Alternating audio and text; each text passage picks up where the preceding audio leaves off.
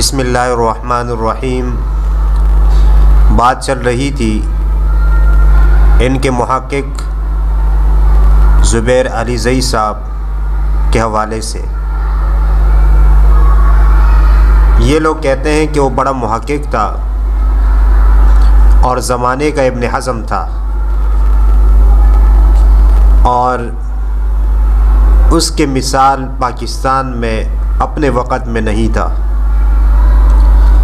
लेकिन जब हम उनकी किताबों को देखते हैं तो हमें उनकी तहकीक अजीब सी नज़र आती है। इनकी बातों में तज़ाद है।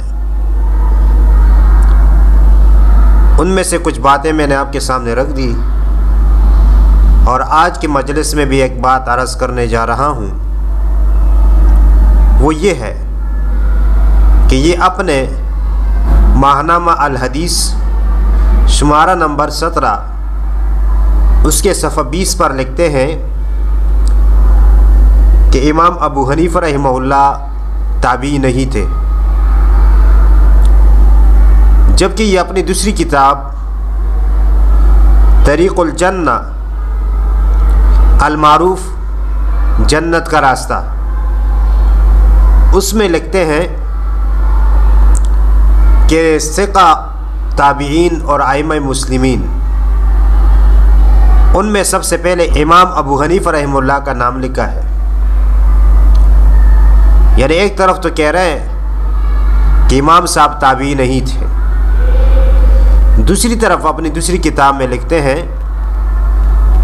कि ताबीन और आइम्मा मुस्लिमीन, और फिर मिसाल दी है तो उसमें सबसे पहले जो नाम जिक्र किया इमाम अबू हनीफा रहमहुल्लाह का। तो इनके इस बात से मालूम होता है कि इमाम साहब ताबी थे।